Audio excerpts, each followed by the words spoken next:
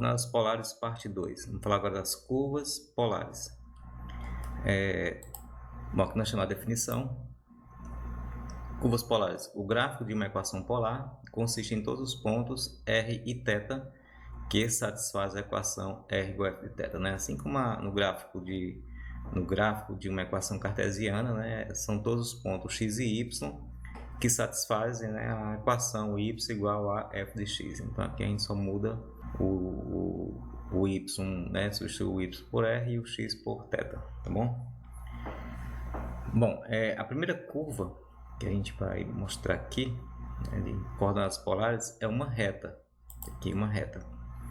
E a reta, ela é uma curva, né, lá no plano cartesiano, né, numa função cartesiana, a reta horizontal é uma função constante, né? Aqui a função constante aqui é uma reta qualquer passando pelo polo. Você observa que quando a gente está trabalhando com coordenadas cartesianas, por exemplo, a função y igual a k é uma reta horizontal que corta o eixo y no k. Então, quando nós temos y igual a k, em que k é o número real, não figura o x, né? Então é uma função constante porque uma das variáveis não aparece.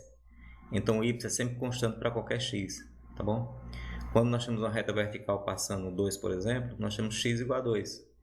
Não aparece o y porque x é igual a 2 para qualquer y. Então também representa não seria uma função, né? Porque x igual a k ou x igual a 2 não é uma função, mas o y, mas é uma expressão constante, né? Porque nós temos uma das variáveis constante, tá bom? Aqui, quando nós temos uma reta qualquer passando pelo polo, ela representa uma função constante, não uma expressão constante. E essa expressão é θ igual a k. Você vê que o r não aparece aqui, né? Por quê?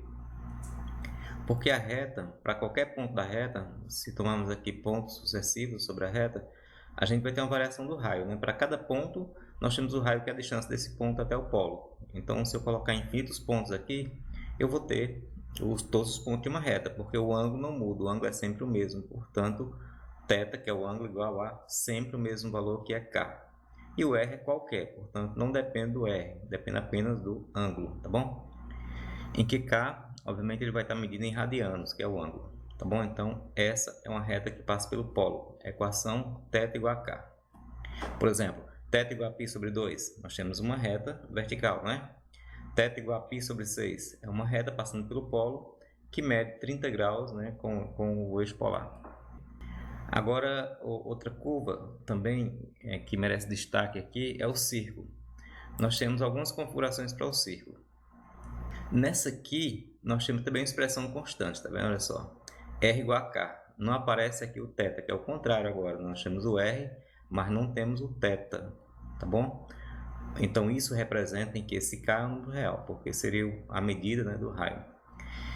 Nesse caso, nós temos um círculo cujo centro está no polo. Você observa que aqui nós temos o R maiúsculo, que é o raio do círculo, né? E o R minúsculo, que é o raio polar. Então, para qualquer ponto do círculo, o raio é sempre o mesmo valor, tá bom? O raio pequeno, que é o raio polar, né, é constante e é igual a R grande. E esse R grande é um número real, tá bom? Nós estamos chamando aqui de K, que é o R grande. Então, R igual a K, ou seja, o raio polar igual a K, que é o raio da circunferência, tá bom? Bom, já nesse outro caso aqui, agora nesse caso o raio polar ele varia, ele é variável. Nesse caso aqui nós temos uma circunferência em que o centro está no eixo polar, tá bom? E ela tangencia, nós temos uma reta vertical que vai tangenciar a circunferência no polo, tá certo? Então, nesse caso, o modelo da equação é esse, R igual a K cosseno de θ, em que esse K é um número real, tá bom? Bom, então aqui nós temos, observe que o raio polar, a extremidade aqui, esse ponto, então quando esse ponto, que representa a extremidade do raio polar, quando ele percorre a circunferência, nós temos uma variação do R pequeno, né, do R minúsculo aqui, que é o raio polar, tá bom? Enquanto que o R da circunferência, o raio da circunferência é uma constante, ele é igual a K sobre 2. Por que K sobre 2? Por que K sobre 2?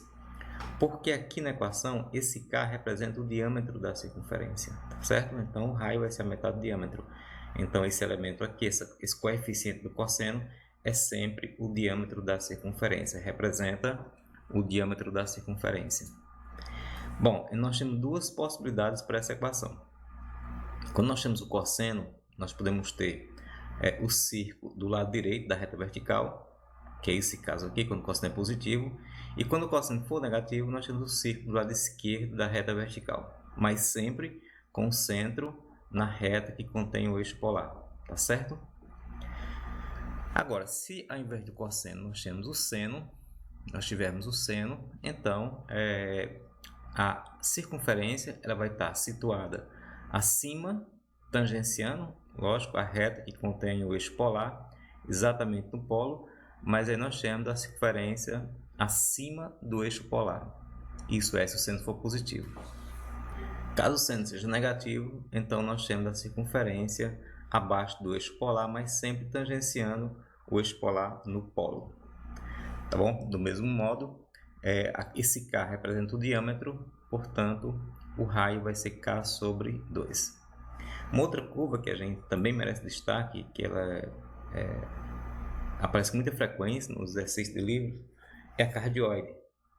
Cardioide são curvas que têm um formato de um coração, tá? E aqui nós temos a equação da cardioide. Ela pode ser R igual a 1 mais seno de θ ou R igual a 1 mais cosseno de θ. Agora, tem um detalhe.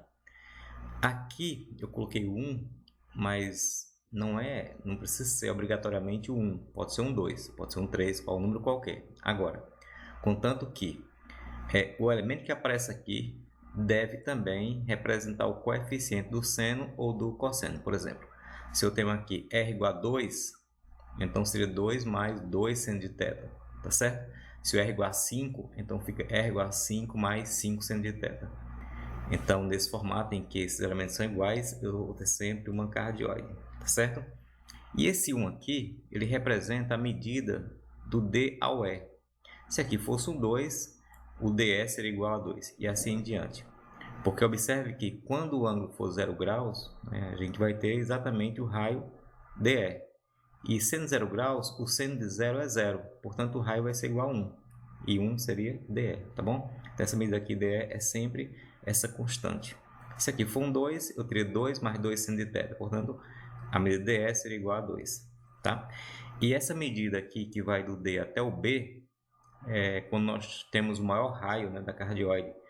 E nesse caso aqui seria 2. Por quê? Porque o DE formaria 90 graus, né, com o polo, com o eixo polar. E 90 graus, o seno é 1, portanto 1 mais 1 daria 2, portanto DE seria igual a 2, tá certo? Bom, no caso caso esses elementos sejam diferentes, né? Caso os elementos aqui, por exemplo, 1 igual a 2 e eu tenho 2 e o coeficiente do seno igual a 5, por exemplo, então são diferentes. Nesse caso nós temos uma curva chamada limaçom, entendeu? Os limaçons, eles são casos, né, o caso mais geral da cardioide, ou seja, cardioide são casos particulares, né, dos limaçons. Então, quando nós temos, por exemplo, aqui essa constante, né, maior que o coeficiente do seno, né, ou o coeficiente do seno maior que a constante, nós temos os limaçons. Os limaçons eles têm duas configurações. Numa delas nós temos aqui um laço dentro da cardioide, ou seja, uma curva aqui dentro da cardioide, e em outro caso nós temos o ponto aqui, o ponto D, ele estaria fora do polo, não seria o polo, mas estaria, nesse caso aqui, estaria no eixo vertical, e nesse caso aqui estaria no eixo horizontal, mas não no polo, tá certo? A gente não vai abordar aqui as limações, mas a gente deve, né, lembrar que a cardioide é um caso particular de um limaçom. Ok? Outro detalhe. Quando o seno for negativo, olha só, seno, a cardioide vai estar voltada para cima, é um coraçãozinho, né, voltada para em que o eixo vertical é o eixo de simetria, tá?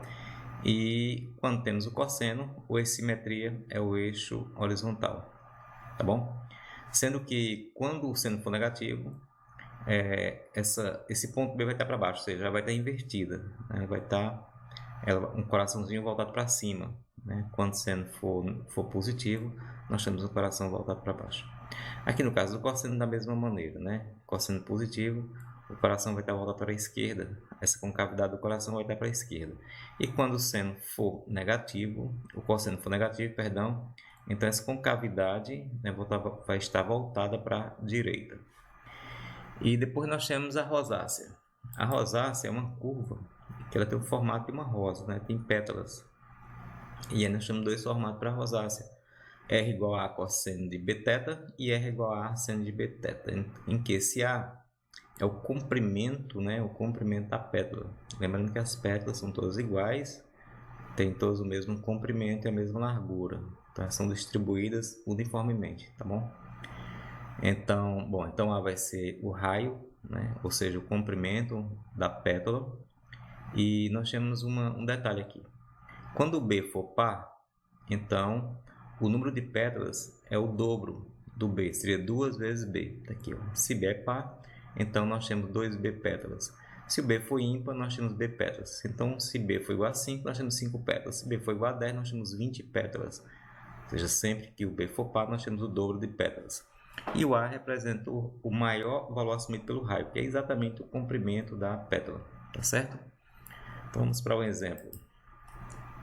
Bom, nesse caso aqui nós temos uma circunferência, né? Vamos colocar um exemplo de cada um, da circunferência, da cardioide e da rosácea. Vamos começar por um exemplo com a circunferência. Aqui nós temos a circunferência, cujo centro é o ponto 1 e 0, né? E o raio é igual a 1. Então, o que a gente percebe aqui? A gente percebe que o centro é 1 e 0, então está no eixo horizontal, tá certo? E se o raio é igual a 1, então ela vai tangenciar o eixo y exatamente na origem. E aí a configuração da equação polar, como a gente já viu, é R igual a K cosseno de θ, em que K é o diâmetro. Então vamos para a determinação da equação polar. Bom, eu poderia fazer direto aqui. Eu poderia fazer o seguinte: como eu sei que K é o diâmetro, então, se o raio é 1, né? Se o raio é 1, então o diâmetro é 2. Portanto, seria R igual a 2 cosseno de θ. Pronto, já teria a equação. Mas nem sempre vai ser tão fácil assim direto, né? Tão fácil assim a gente fazer diretamente. Alguma situação vai ser um pouco mais complicada. Então é bom a gente, né, aprender a maneira correta de se determinar a equação polar. Então seria mais ou menos assim, né? Bom, eu vou pegar a equação cartesiana, tá aqui, ó, e vou desenvolver esse quadrado, x menos 1 ao quadrado, tá bom? Que ficaria assim: x ao quadrado menos 2x mais 1, que é x menos 1 ao quadrado. E eu repito y ao quadrado igual a 1, ok? Eu vou passar o 2x para o segundo membro, daí ela fica dessa maneira.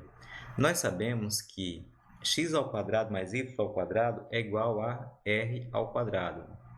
Então, a gente substitui. Aqui eu vou ter r ao quadrado, tá vendo? No lugar de x ao quadrado mais y ao quadrado, eu coloco r ao quadrado. E nós sabemos também que o x é igual a r cosseno de θ. R cosseno de θ. Agora, basta dividir, né, tudo por r. R ao quadrado por r da r, e aqui cancela r com r, fica apenas cosseno de θ. Portanto, fica r igual a 2 cosseno de θ. E aqui nós temos a equação da circunferência, né, de raio 1, que aqui o K é o diâmetro. O K, olha só, o K é o diâmetro. Então, o diâmetro é igual a 2. Exemplo 2. Bom, aqui nós temos uma curva que aparentemente, mesmo com a experiência que a gente tem de expressões cartesianas, não dá para a gente determinar que curva é representada por essa expressão. Então a gente vai substituir, né, com aquelas equações de conversão de coordenadas cartesianas para coordenadas polares e vice-versa, a gente vai chegar à equação polar. O intuito aqui é trocar, né, o x e o y por r e θ. Então comecemos por aqui. X ao quadrado mais y ao quadrado é igual a r ao quadrado. Portanto, teríamos raiz quadrada de r ao quadrado, que dá r. Ok? Então, vamos escrevendo. Aqui, ó, r, tá aqui. Aqui nós temos x ao quadrado, portanto, se x é igual a r cosseno de θ, ficaria r ao quadrado cosseno ao quadrado de θ. Do mesmo modo, y é igual a r seno de θ, ficaria r ao quadrado seno ao quadrado de θ. Repete aqui o x novamente, né, que é r cosseno de θ, igual a 0. Coloco o r ao quadrado em evidência, daí ficaria cosseno ao quadrado mais seno ao quadrado. Como isso aqui é igual a 1, entendeu? Então, nós vamos ficar com, olha só, r menos r ao quadrado, aqui, mais r cosseno de θ igual a 0. Aqui está repetido, né? Então, nós temos. Agora, vamos dividir toda a expressão por r. Então, r por r dá 1, r ao quadrado por r dá r, e aqui r por r dá 1, fica apenas cosseno de θ igual a 0. Isolo o r, e aí nós temos uma cardioide. R igual a 1 mais cosseno de θ. Próximo exemplo. Bom, aqui nós temos uma R igual a 3 cosseno de θ, né? Que a gente vê claramente a equação de uma rosácea, né? Uma rosa. Aqui o raio é 3, tá certo? E nós temos cosseno de 4θ. Se aqui com o coeficiente do θ é par, nós temos uma quantidade, nós temos o dobro, né, da quantidade de pétalas. Portanto, serão 8 pétalas. E o comprimento da pétala é igual a 3, como mostra aqui na equação. Bom, existem várias formas de desenhar uma rosácea. Eu acho uma das mais simples, essa que eu vou passar para vocês. Ela é o seguinte: consiste em a gente sabe que a rosácea, ela vai sempre passar pelo polo, tá bom? Então, quando ela passa pelo polo, o raio é 0. Então, eu vou determinar todos os ângulos em que eu tenho raio 0. E aí eu posso desenhar a curva, né, a pétala, dentro, encaixado nesse ângulo, tá certo? Ou seja, limitada por esse ângulo. Então, para que o raio seja 0 aqui, se eu tenho um raio igual a 0, é necessário que o cosseno seja 0, tá? Então, cosseno 0, quais são os ângulos? Cosseno 0 é 90 graus e 270 graus. Então, tanto 90 graus como 270 graus, o cosseno é 0. Então, o que eu faço? Eu faço 4θ igual a 90, depois 4θ igual a 270. 90 é π sobre 2, portanto, nós temos 4θ igual a π sobre 2, daí θ igual a π sobre 8, que dá 22,5 graus, né? Agora, o outro seria θ igual a 270, que é 3π sobre 2. Então, a gente coloca 3π sobre 2 igual a θ, né? E aí o 4 vem dividindo, dá 8 embaixo, portanto, θ é igual a 3π sobre 8, que dá 67,5. Bom, eu poderia, né, continuar até formar todos os ângulos, né, de todas as pétalas, mas como as pétalas são iguais, né, são distribuídas uniformemente, não precisa. Basta ver a diferença aqui, ó, de 22,5 para 67,5 dá 45 graus. E aí vai só incrementando 45 graus, determinando o ângulo dessas pétalas. Então, nós temos o seguinte: vamos fazer aqui o eixo polar. Está aqui o eixo polar. E vamos fazer uma reta que meça 22,5 graus, né? Com um ângulo de 22,5 graus. Então, fica assim. Olha aí, uma reta. Ela mede 22,5 graus. E automaticamente, para facilitar o meu cálculo, eu vou logo determinar o ângulo oposto aqui, ó, o ângulo oposto, ou seja, a outra ponta da reta vai ter um ângulo de 205,5. Por quê? Porque aí eu tenho 180, né? Eu tenho 22,5 com mais 180, de meia volta eu vou ter 202,5, né? 202 graus e meio. O próximo é 67,5. Então, vamos colocar aqui 67,5, aqui do eixo polar até a reta nós temos 67,5. Somado com 180, nós temos outra ponta aqui que dá 247,5. Pronto, eu já sei que uma pétala vai estar compreendida nesse espaço aqui de 45 graus, né? Nós temos aqui 45 graus e aí nós temos uma pétala nesse espaço. Bom, e para encontrar os outros ângulos, basta ir somando com 45 graus. Então, 22,5 com 45 dá 67,5, né? 67,5 com mais 45 eu vou ter 112,5 e automaticamente eu somo com 180 o π e já obtenho 292,5, tá bom? Depois nós temos 112,5 com mais 45 nós temos 157,5 E aí, somando com 180, já tem a outra ponta, que é 337,5, tá? E aí, o próximo, né, depois 157,5 vai ser 202,5, ou seja, se somarmos 157,5 com 45, nós temos 212,5. 212,5 com 45, nós temos 247,5, e assim até fechar, né? Até fechar o ângulo aqui de 360, tá bom? Bom, e agora? Observe que 337,5 com mais 22,5, a gente fez 360, né? Com mais 22,5 aqui, ó, nós temos esse espaço de 45. Bom, observe que nós obtivemos 8 espaços, que é exatamente a quantidade de pétalas. Agora só precisamos determinar o comprimento da pétala, aqui marcar, na verdade, que nós já temos aqui, que é 3, olha. Então faz um círculo de raio 3. E aí, em cada espaço, a gente coloca uma pétala. E aí nós temos a rosácea com 8 pétalas. Próximo. Bom, aqui nós temos o formato de uma rosácea também. Ela tem raio também 3, né? O raio da pétala, o comprimento da pétala é 3. Só que agora o coeficiente do teto é 5, é ímpar. Então, nesse caso, a gente não vai dobrar, né, para obter a quantidade de pétalas. Então, nós temos 5 pétalas. Mas o procedimento é o mesmo. Então, como seria? 5 pétalas, comprimento da pétala 3. Então, o processo é o mesmo. A gente vai determinar os pontos em que o raio é 0. Então, primeiro, para que o seno seja 0, eu tenho que ter o ângulo 0, né? Seria 0 e 180. Então, tanto 0 como 180, o seno é 0. Então, primeiro a gente coloca 5 θ igual a 0, depois 5 θ igual a 180, que é π. Então, 5 θ igual a 0, e depois 5 θ igual a π.